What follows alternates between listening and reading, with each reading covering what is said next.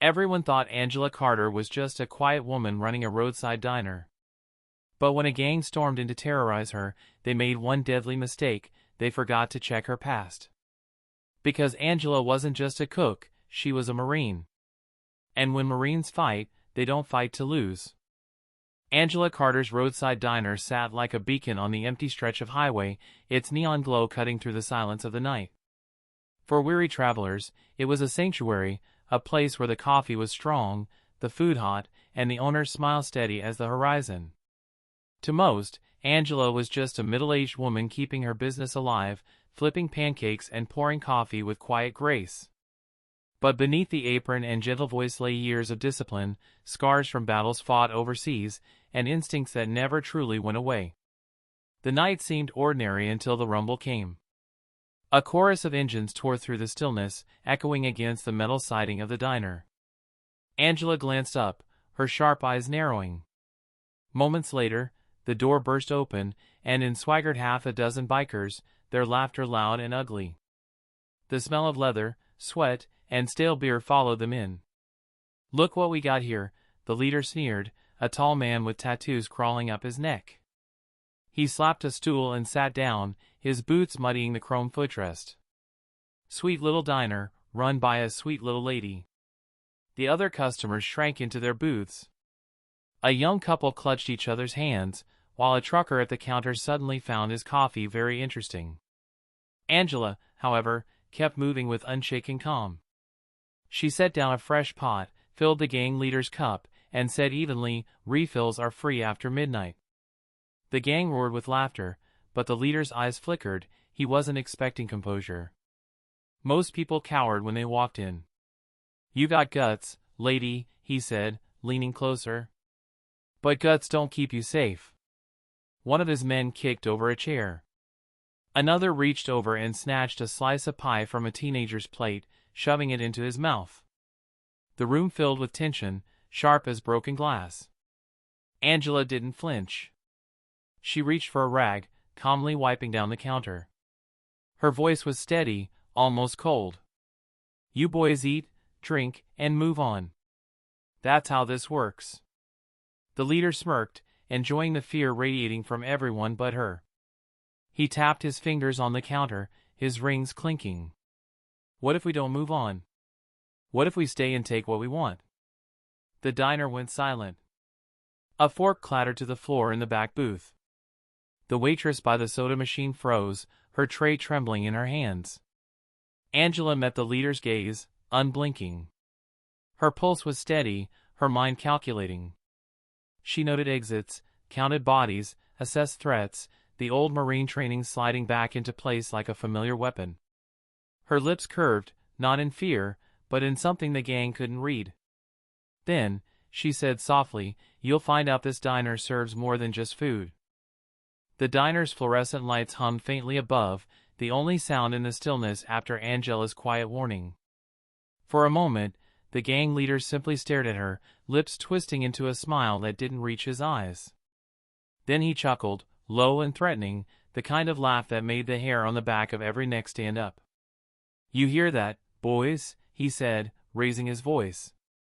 "The lady thinks she can tell us how things work." The men erupted in jeers and mocking whistles.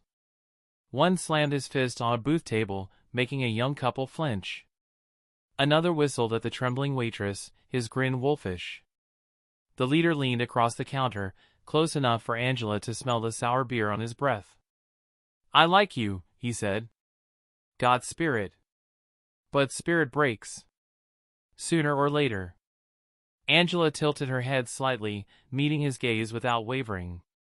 Inside, she felt her body shift into an old rhythm, breathing steady, eyes sharp, noting distances and exits, memorizing each man's position like pieces on a chessboard. She had faced worse men in darker places. And every one of them had learned the same lesson: underestimate her, and pay for it. The leader snapped his fingers. "Close the door," he barked. One of the bikers kicked the door shut, locking it with a loud click.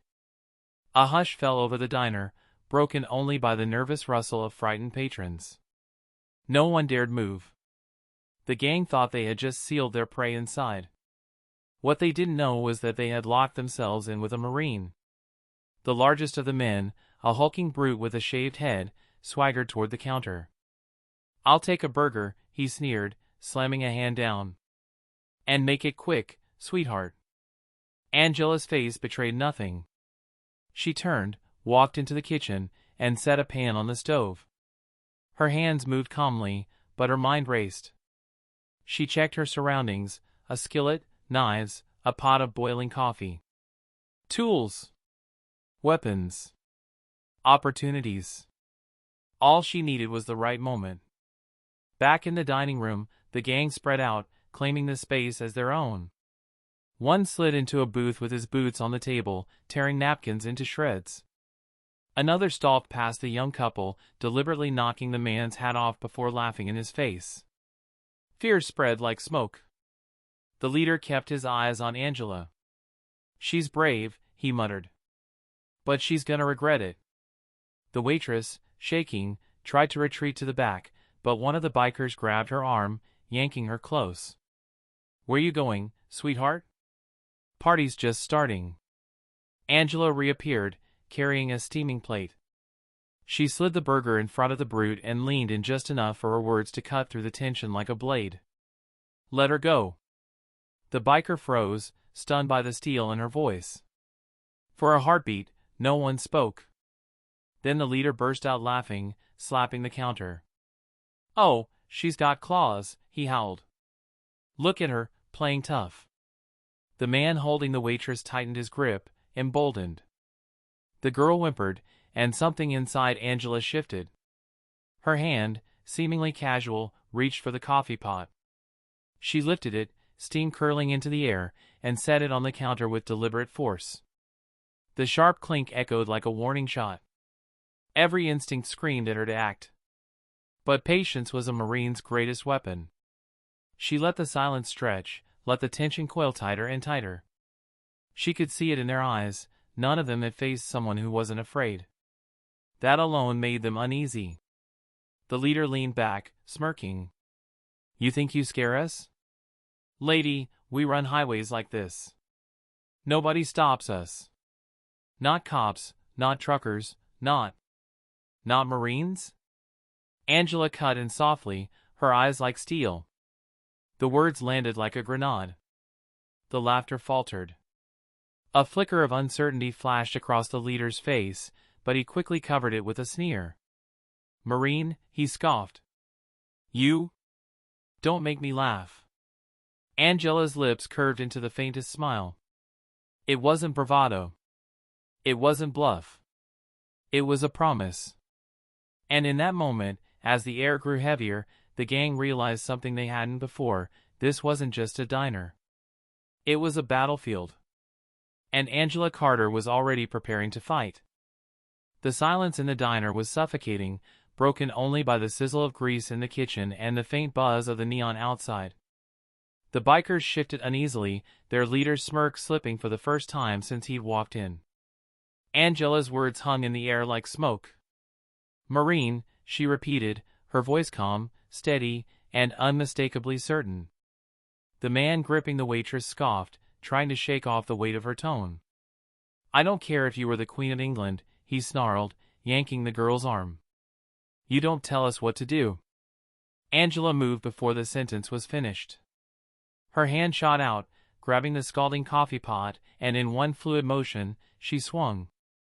Boiling liquid splashed across his forearm. He screamed, releasing the waitress instantly. The pot shattered against the floor, scattering glass and steaming coffee across the tiles. For a second, the room froze. Then chaos erupted. The brute with the burger roared, pushing off his stool, but Angela was already moving. She snatched the heavy skillet from the counter and swung it like a hammer, the crack of iron against bone echoing as it caught him square in the jaw. He collapsed, his body shaking the floorboards as he hit the ground. "Get her," the leader barked, fury twisting his face. Two bikers lunged, one swinging a chain, the other a broken bottle. Angela sidestepped, years of combat training turning every motion into precision. She grabbed a stool, yanked it up, and jammed it into the path of the chain. wood splintered, but the impact slowed the biker long enough for her to ram the stool into his chest. He staggered back, winded. The one with the bottle lunged closer. Angela pivoted, seized his wrist, and twisted hard. The bottle clattered to the floor, shattering into jagged shards. With a swift elbow to his ribs, he dropped, wheezing. Customers huddled in the booths gasped, some covering their mouths, others gripping the edges of the tables as though bracing for an earthquake. Angela's movements were sharp but efficient. She wasn't fighting to show off, she was fighting to end this quickly. Her breathing was measured, her focus unshakable. Every instinct told her where the next blow would come from. The leader leapt from his stool, grabbing a pool cue from the rack. He twirled it like a staff, his eyes blazing. "You're dead, lady," he spat. Angela squared her stance, skillet still in hand, her eyes narrowing. "Try me," he charged. The cue swung in a wide arc, but Angela ducked low, the whoosh of wood slicing the air above her head. She rose in a snap, driving her shoulder into his chest, sending him stumbling backward into a booth. Plates and glasses shattered around him as he cursed. Another biker recovered and lunged from the side. Angela caught sight of a salt shaker on the counter, grabbed it, and hurled it with perfect aim. The glass smacked him between the eyes, stunning him long enough for her to kick him square in the stomach. He folded like paper. The fight was becoming a blur of motion, but Angela remained in control. Years of training had burned discipline into her bones, and it guided her now like muscle memory. Her diner might have been small, but it was her battlefield, and she knew every inch of it better than these fools ever could. Breathing hard, the gang regrouped, bruised and bloodied but not yet finished. The leader pushed himself up from the wrecked booth, spitting blood onto the floor. His smirk was gone, replaced by something colder, rage. "You're gonna pay for that," he snarled. Angela's grip tightened on the skillet, her stance steady as a rock. The air inside the diner crackled with tension. Patrons clung to one another, torn between fear and awe. The leader raised the cue like a sword and growled, "No more games." Angela's eyes locked on his, unflinching. "Good," she said. "I hate games." And with that, the real fight began. The diner was a war zone. Chairs overturned, plates shattered, steam rising from spilled coffee. The bikers circled like wolves, but Angela stood her ground, skillet in hand, eyes burning with a calm fury. The leader snarled, gripping his pool cue like a spear. "You're tough," he spat, blood trailing from the corner of his mouth. "But you ain't tougher than all of us." Angela's lips curled into the faintest smile. "I don't need to be tougher than all of you. Just smarter." With that, she moved. The first biker charged with a roar, but Angela sidestepped, grabbing the back of his vest. Using his momentum, she hurled him into the counter. His head cracked against the edge, and he crumpled in a heap. The second lunged from behind with a broken chair leg, aiming for her ribs. Without turning, Angela kicked backward, catching his knee at just the right angle. The sickening crack of bone filled the diner, and he howled, collapsing onto the tiles. The leader bellowed, rushing forward with his pool cue raised high. Angela swung the skillet with surgical precision. The iron connected with the cue mid-swing, snapping it clean in two. Splinters flew, the sound ringing like a gunshot. "You broke my stick," he roared. "You walked into my house," Angela replied coldly. Before he could recover, another biker lunged with a chain, whipping it toward her head. Angela ducked, caught the chain mid-snap, and yanked hard. The biker stumbled forward, and with one vicious strike, she smashed the skillet against his temple. He dropped like a sack of bricks. The skillet was dented now, but still serviceable.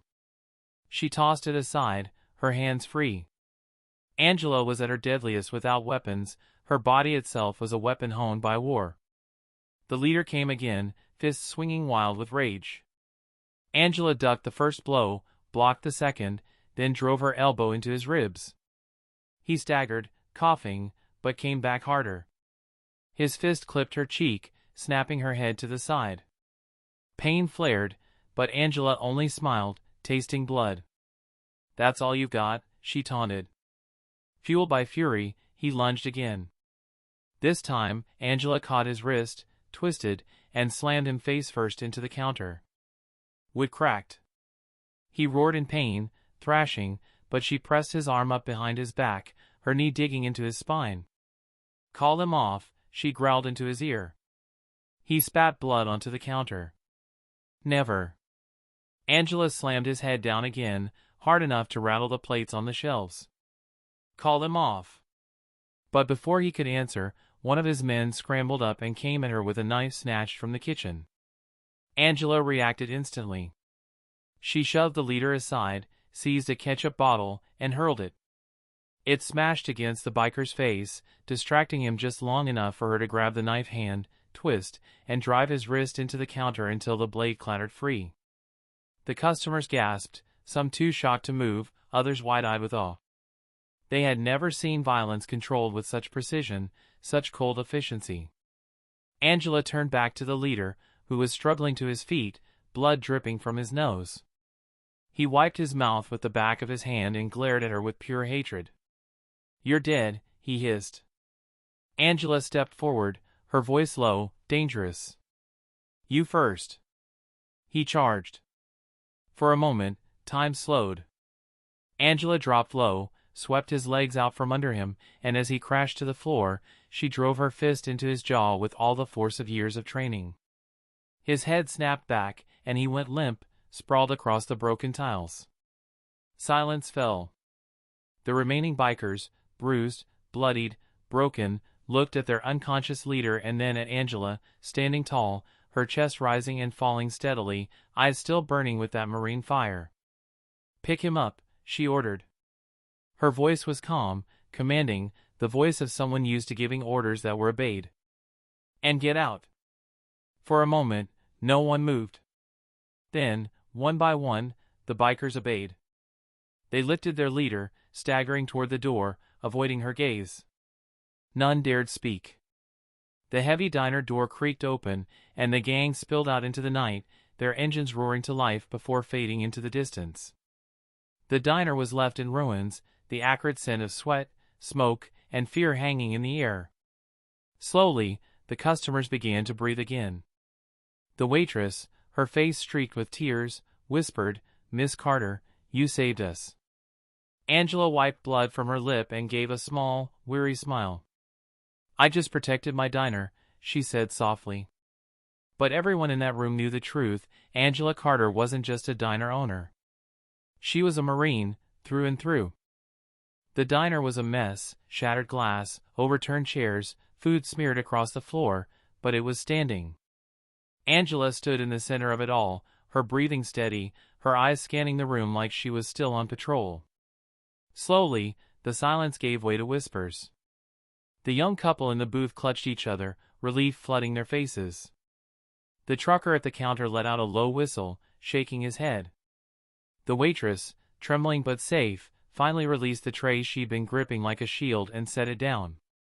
Angela moved behind the counter, picked up a rag, and calmly wiped her hands. Her composure unsettled everyone as much as the fight itself.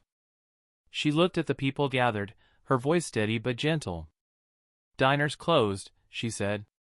Come back in the morning. Coffee's on the house. The customers exchanged glances, then began to file out quietly, as though they were leaving holy ground. A few paused at the door, offering her small nods of respect, gratitude unspoken but heavy in the air. When the last of them was gone, Angela exhaled and glanced at a framed photo hanging on the wall, a younger version of herself in uniform, standing shoulder to shoulder with her Marine unit. She straightened it with care, her reflection staring back at her. Outside, the highway stretched on into the dark. Inside, Angela Carter stood alone in her diner, a soldier without a battlefield, until trouble came knocking again. And now, everyone knew she'd be ready.